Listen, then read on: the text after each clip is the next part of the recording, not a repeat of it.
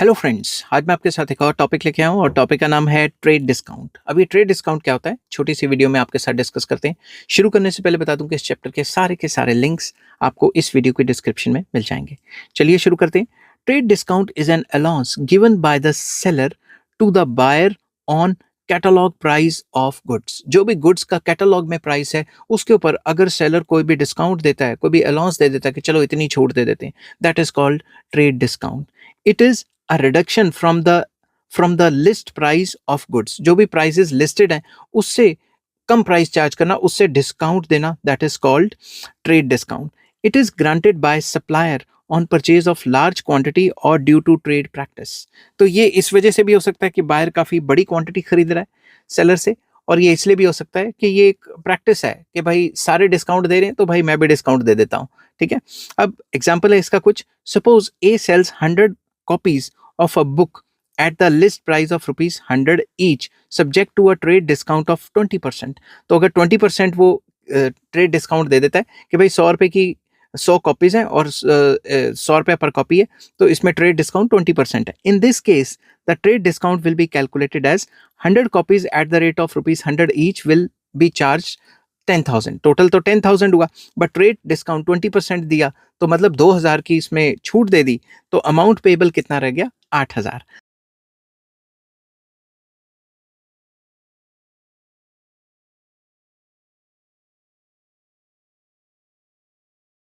The trade discount serves the following purposes. Trade discount से following purpose जो है, जो फॉलोइंग मसले हैं वो हल हो जाते हैं। कौन कौन से?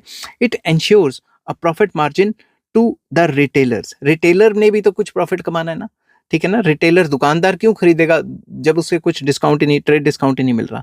For example, if the catalogue price of an article is rupees 100 and a trade discount of 10% is allowed by the wholesaler, the retailer can earn 10 rupees by selling the article at rupees 100। अब 100 रुपये का माल है, अगर wholesaler 10 रुपये का discount नहीं देगा, trade discount नहीं देगा, तो रिटेलर की जेब में क्या जाएगा? 100 का 100 ही बेच देगा, तो दुकान खोलने का क्या फायदा हुआ? ठीक है, तो उसको 10 रुपीज जो है, जो उसको, जो रिटेलर है उसको भी तो चाहिए। Next, the supplier can discriminate amongst different customers. अब जो सप्लायर हैं वो अलग अलग कस्टमर्स के बीच में डिफरेंशिएट कर सकते हैं। जो ज्यादा माल लेता है उसको ज्यादा trade discount and vice versa. For example, he may allow a discount of 20% to a customer who buys bulk and a discount of 10% to a customer who buys in small quantity. तो जो small quantity में bye करेगा उसको कम trade discount देना, और जो bulk में bye करेगा उसको ज्यादा ट्रेड डिस्काउंट देना। थर्ड पॉइंट आ जाता है, the prices of raw materials and thereby cost of production keeps on changing. जो रॉ मटेरियल का खर्चा है और जो कॉस्ट ऑफ प्रोडक्शन है वो तो लगातार चेंज होती रहती है। It is not advisable to change the catalogue prices frequently because of high cost of printing catalogues. अब बार बार कैटलॉग्स प्रिंट ही करते रहेंगे तो बार बार अगर प्राइसेस ऊपर नीचे, कॉस्टिंग ऊपर नीचे होती रहती है, रॉ मटेरियल के खर्चे ऊपर नीचे होते रहते हैं, तो बार बार अगर प्रिंट करते रहेंगे तो वो तो भाई खर्चा ज़्यादा पड़ जाएगा।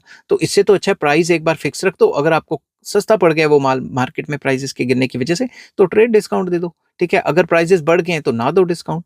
The traders can solve this problem by changing the percentage of discount. वो डिस्काउंट की परसेंटेज ऊपर नीचे करके अपनी कॉस्टिंग जो भी उनकी ज़्यादा लगी कम लगी है उसमें एडजस्टमेंट्स कर सकते हैं। आई होप ये वीडियो आपको पसंद आई होगी। अगर पसंद आती है तो please like, share and subscribe. Take care, bye bye.